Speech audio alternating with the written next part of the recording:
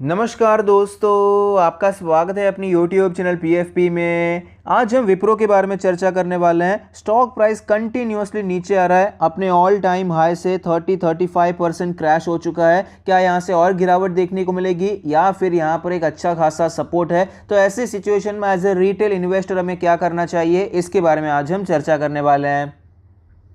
सबसे पहले कंपनी के Q4 के नंबर्स पर नज़र डाल देते हैं। रेवेन्यू के बारे में बात करें तो आप देख पाएंगे ईयर ऑन ईयर बेसिस पे हमें एक अच्छा इंप्रूवमेंट देखने को मिलता है। रेवेन्यूज़ बढ़ते हुए नजर आते हैं, लेकिन क्वार्टर ऑन क्वार्टर बेसिस पे कोई खास इंप्रूवमेंट देखने को नहीं मिला है। 2-3% का ही जंप नजर आता है। प्रॉफिट फॉर द पीरियड के बारे में बात करें, जो नेट प्रॉफिट है, आप देख पाएंगे ईयर ऑन ईयर बेसिस हो या फिर क्वार्टर ऑन क्वार्टर बेसिस, कोई बड़ा इंप्रूवमेंट यहाँ पर नजर नहीं आता है। 2-5% का इंक्रीज आपको दिखाई पड़ता है।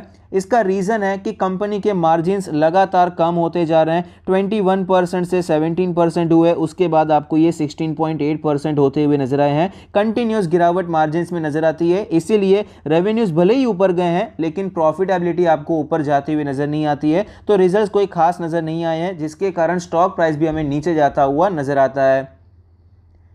कंपनी के फंडामेंटल्स के बारे में बात करें, प्रोडक्ट वाइज रेवेन्यू ब्रेकअप के बारे में चर्चा करें तो इंडस्ट्रियल और इंजीनियरिंग सर्विसेज से 7.9% का रेवेन्यू आता है। मॉडर्न एप्लीकेशन सर्विसेज से 44.6%, डेटा एनालिटिक्स AI से 6.9%, क्लाउड और इंफ्रास्ट्रक्चर सर्विसेज से 25.7%, डिजिटल ऑपरेशंस और प्लेटफॉर्म से 14.9%। तो ये काफ़ी अच्छी बात है कि क्लाउड इंफ्रास्ट्रक्चर सर्विसेज में आपको 25% से ज़्यादा का कॉन्ट्रीब्यूशन दिखाई पड़ता है।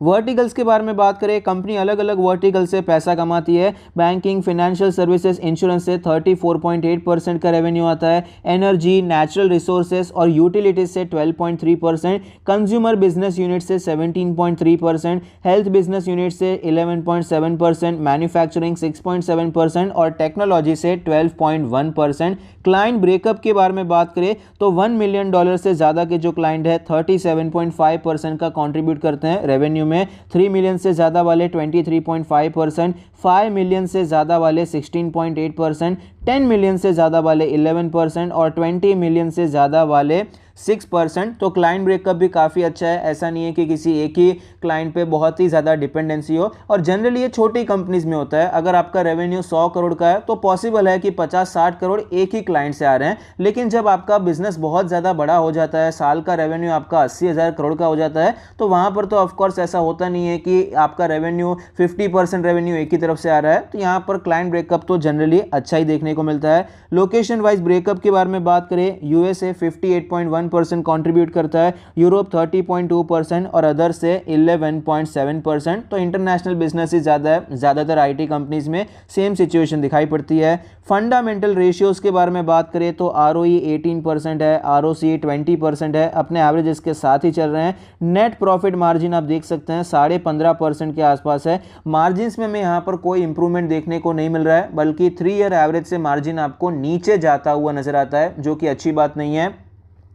स्पेशली कोविड के बाद IT सेक्टर की डिमांड तो बहुत बढ़ गई, रेवेन्यूज भी आपको बढ़ते हुए नजर आए, जो कि बहुत अच्छी बात है। लेकिन हुआ क्या, लोगों की कमी थी तो हायरिंग बहुत ज़्यादा करनी पड़ी, और जो एग्जिस्टिंग एम्प्लॉयज़ है वो छोड़कर भी जा रहे थे, तो टैलेंट को रखने के लिए पगार भी बहुत ज़्यादा बढ़ाना पड़ा था, जिसके कारण रेवेन्यूज तो बहुत ज़्यादा जंप हुए, लेकिन प्रॉफिटेबिलिटी में वो जंप आपको देखने को नहीं मिला, जो कि जनरली हमें एक्सपेक्ट करना चाहिए। डेट टू इक्विटी के बारे में बात करें तो लेटेस्ट है 0.23। कंपनी पर थोड़ा बहुत कर्जा नजर आता है, लेकिन बहुत ज़्यादा कर्जा नहीं है। कंपनी के फाइनेंशियल ट्रेंड के बारे में बात करें तो आप देख पाएंगे फाइनेंशियल ट्रेंड काफ़ी अच्छा नजर आता है। जैसा कि मैंने आपको अभी बताया, कोविड की वजह से रेवेन्यू में बहुत अच्छा जंप हुआ। पहले कोई खास जंप नहीं था, स्लो ग्रोथ चल रही थी, लेकिन फिलहाल देखिए बहुत अच्छा जंप देखने को मिला। लेकिन उस हिसाब से प्रॉफिट्स में आपको इतना बड़ा इंक्रीज देखने को नहीं मिला जितना बड़ा आपको रेवेन्यू में इंक्रीज देखने को मिला है, क्योंकि खर्चे भी इतने हुए एम्प्लॉयज़ को रखने के लिए, टैलेंट को रखने के लिए। यहाँ पर सैलरीज में काफ़ी ज़्यादा इंक्रीमेंट भी आपको दिखाई पड़ते हैं। तो ओवरऑल अच्छा चल रहा है फाइनेंशियल ट्रेंड। परसेंट, इसमें कोई डाउट नहीं है। शेयर होल्डिंग पैटर्न के बारे में बात करें, टोटल प्रमोटर होल्डिंग 73% है, जिसमें से कुछ भी प्लेज नहीं है। म्यूचुअल फंड 3%, अदर DIA तो नेग्लिजिबल है। FII 8% और रिटेल एंड अदर कैटेगरी में 15.5% की हिस्सेदारी है, जिसमें से रिटेल इन्वेस्टर्स हमें 3% के आसपास, 3.5% के आसपास दिखाई पड़ते हैं। तो ओवरऑल शेयर होल्डिंग पैटर्न भी अच्छा है, 73% तो प्रमोटर के पास ही है, और बाकी में भी आपको FII म्यूचुअल फंड का थोड़ा बहुत इंटरेस्ट नजर आता है। एनालिस्ट के रेटिंग के बारे में बात करें, 42 एनालिस्ट ने स्टॉक को कवर किया है, जिसमें से 45% का मानना है कि स्टॉक में खरीदारी करनी चाहिए। ज़्यादातर लोग यहां पर बियरिश है। लेवल्स आप देख सकते हैं, हर जगह पर आपको अपसाइड ही नजर आता है। मतलब जो यहां पर मैक्सिमम लोग 55% के लोग जो बियरिश चल रहे थे, उनके हिसाब से भी 513 के नीचे स्टॉक नहीं जाना चाहिए, लेकिन फिलहाल स्टॉक हमें उसके भी नीचे जाता हुआ नजर आता है। पीयर कंपैरिजन के बारे में बात करें तो आप देख पाएंगे, अगर हम मार्केट कैपिटलाइजेशन देखेंगे तो ये 4th नंबर पे कंपनी आती है। TCS, इन्फोसिस, HCL टेक्नोलॉजीज के बाद विप्रो का नंबर आता है। अगर हम वैल्यूएशन के बारे में बात करें, सबसे सस्ता वैल्यूएशन आपको विप्रो का नजर आता है। जनरली HCL टेक्नोलॉजीज, विप्रो और टेक महिंद्रा लार्ज कैप में ये टॉप 5 कंपनीज हैं, इनमें सबसे सस्ता वैल्यूएशन इन तीनों के आसपास का घूमता रहता है। इसमें भी आपको फिलहाल के लिए विप्रो का वैल्यूएशन सबसे ज्यादा चीप नजर आता है। अगर आप प्राइस टू बुक रेशियो देखेंगे तो ये भी काफी ज्यादा सस्ता नजर आएगा। टेक महिंद्रा का इससे कम है, लेकिन कोई ज्यादा डिफरेंस नहीं है, और बाकी कंपनीज के प्राइस टू बुक रेशियो के हिसाब से विप्रो का काफी ज्यादा अच्छा नजर आता है। तो वैल्यूएशंस यहां पर अट्रैक्टिव नजर आते हैं। स्टॉक के चार्ट पर हमें क्लियरली पता चलता है कि 730 740 के लेवल से स्टॉक में गिरावट देखने को मिल रही है। यहां पर डबल टॉप बनाया, उसके बाद गैप डाउन ओपन हुआ, फिर कंटिन्यूअस गिरावट आपको यहां पर नजर आई है। ये जो गैप डाउन ओपन हुआ था, ये भी रिजल्ट्स के टाइम पे ही हुआ था। उसके बाद ये गैप फिल ही नहीं हुआ है और स्टॉक आपको कंटिन्यूअसली वीकनेस में ही जाता हुआ नजर आता है। फिलहाल ये स्टॉक अपने सारे मूविंग एवरेज के नीचे है, काफी ज्यादा वीकनेस है। 50 डेज के मूविंग एवरेज ने भी क्रॉसओवर कर दिया है, और 100 डेज का मूविंग एवरेज भी तैयारी में नजर आता है कि यहां पर ये क्रॉसओवर हो जाएगा। मतलब वीकनेस है और लंबे समय से वीकनेस चल रही है। RSI के बारे में बात करें, डेली RSI 21 है, ओवरसोल्ड सिचुएशन है। वीकली चार्ट के बारे में बात करें तो हमें नजर आएगा 100 वीक्स के मूविंग एवरेज के भी नीचे की क्लोजिंग इस हफ्ते हमें नजर आती है। वीकली RSI 31 है, काफ़ी ज़्यादा वीकनेस हमें यहाँ पर देखने को मिल रही है। मंथली चार्ट के बारे में बात करें तो आप देख पाएंगे, मंथली चार्ट में लॉन्ग टर्म में ऑफकोर्स इस स्टॉक ने बहुत पैसे बना कर दिए हैं। जो स्टॉक मार्केट में एंटर होते हैं वो विप्रो की स्टोरी सुनकर ही एंटर होते हैं, लेकिन फिलहाल यहाँ पर जो प्राइस एक्शन दिखाई पड़ता है थोड़ा सा वीक नजर आता है। 4 महीने यहाँ पर कॉन्सोलिडेट किया, उसके बाद अच्छी खासी गिरावट हुई, 2 महीने शांत रहा, फिर से हमें गिरावट देखने को मिल रही है, और ये मंथ का शुरुआत ही है। वीकनेस ही यहाँ पर हमें कंटिन्यू रहती हुई नजर आ सकती है। 50 मंथ्स के मूविंग एवरेज के आसपास हमें ये मूव करता हुआ नजर आता है। मंथली RSI 51 का लेवल है। मोमेंटम फिलहाल हमें नीचे के साइड पे दिखाई पड़ता है। स्टॉक के इंपॉर्टेंट लेवल्स के बारे में बात करें तो इंपॉर्टेंट रेजिस्टेंस जो हमें फिलहाल नजर आता है 530 के आसपास इसका इमीडिएट रेजिस्टेंस है। आप देख पाएंगे पहले ये सपोर्ट लेकर ऊपर गया था, यहाँ पर भी सपोर्ट लेकर ऊपर गया, अब ये लेवल टूट गया है, तो same level as a resistance देखने को मिलेगा। 530 540 से स्टॉक वापस हमें रिटर्न होता हुआ नजर आ सकता है। सपोर्ट के बारे में बात करें, 470 के आसपास का एक इंपॉर्टेंट सपोर्ट है। 450 से करके 470 का जो पूरा जोन है हम एक सपोर्ट की तरह एक्सपेक्ट कर सकते हैं। यहां पर आप देख पाएंगे अपना पुराना ऑल टाइम आया था, फिर एक फ्लैग बेस पैटर्न के बाद हमें ब्रेकआउट के बाद अच्छी रैली देखने को मिली, तो 450 470 इस जोन में हम ये एक्सपेक्ट कर सकते हैं कि स्टॉक यहां पर सपोर्ट लेने की कोशिश कर सकता है। एक ट्रेंड लाइन भी हमें नजर आती है, यहां पर रेजिस्टेंस की ट्रेंड लाइन, एक चैनल में स्टॉक आपको ट्रेड करता हुआ नजर आता है, तो इस हिसाब से भी 450 के आसपास एक सपोर्ट है, वहां से हम एक बाउंस एक्सपेक्ट कर सकते हैं। तो ऐसी सिचुएशन में करना क्या चाहिए? देखिए शॉर्ट टर्म के लिए तो काफी ज्यादा वीक है, क्लियरली अवॉइड करना चाहिए। मिड टर्म पोजिशनल ट्रेडिंग के बारे में बात करें, एक अच्छे लेवल पे आ चुका है, एक अच्छे लेवल को अप्रोच कर रहा है ये 450 470 बहुत अच्छा लेवल है। लॉन्ग टर्म वीकली चार्ट के हिसाब से भी बहुत अच्छा लेवल है, लेकिन यहां पर सपोर्ट लिया नहीं है।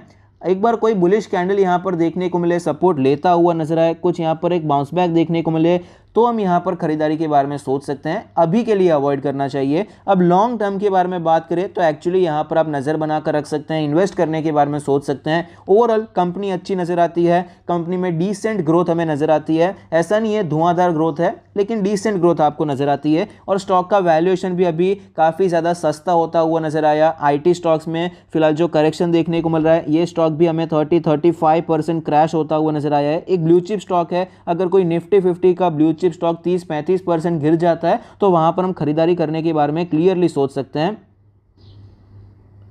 और ऐसे ब्लू चिप स्टॉक्स में जनरली अगर यहाँ पर गिरावट आपको देखने को मिलती है तो ये प्राइस करेक्शन एक बार तो 30% का हो गया, क्योंकि ये भागा ही इतना ज़्यादा था, विप्रो ही नहीं पूरा आईटी सेक्टर बहुत भागा था, तो करेक्शन तो कभी ना कभी होना था। अभी फिलहाल आपको 30% का करेक्शन देखने को मिला है, लेकिन ओवरऑल कंपनी तो स्ट्रांग है, तो यहाँ पर अभी आपको कंटिन्यू रहता हुआ नजर आएगा। यहाँ से 200 चला जाएगा, इतना ज़्यादा बियरिश होने की हमें ज़रूरत नहीं है। जब भी कोई ब्लू चिप स्टॉक करेक्ट होता है वहाँ पर प्राइस करेक्शन से ज़्यादा आपको टाइम करेक्शन कई बार देखने को मिलता है। ये तो काफ़ी ज़्यादा भाग चुके थे, इसलिए एक बार तो हमें यहाँ पर प्राइस करेक्शन देखने को मिला 30-35% का, शायद थोड़ा और यहाँ से गिर जाए 450-470 के लेवल से आ जाए, लेकिन उसके बाद ये ऐसा नहीं है कि यहाँ से आपको और 50% का लॉस दे देगा। यहाँ पर टाइम करेक्शन के चांसेस ज़्यादा बढ़ जाएंगे, शायद एक आध साल के लिए आपको एक ही रेंज में ट्रेड करता हुआ नजर आए, 450 से 500 जाएगा, 500-550 वापस नीचे आएगा, इस प्रकार का मूवमेंट आप यहाँ पर एक्सपेक्ट कर सकते हैं। तो यहाँ पर एक्यूमुलेशन करना चाहे, अगर आपके पास पेशेंस है तो यहाँ पर 450 से करके 470 के जोन में एक्यूमुलेशन करने के बारे में सोचा जा सकता है।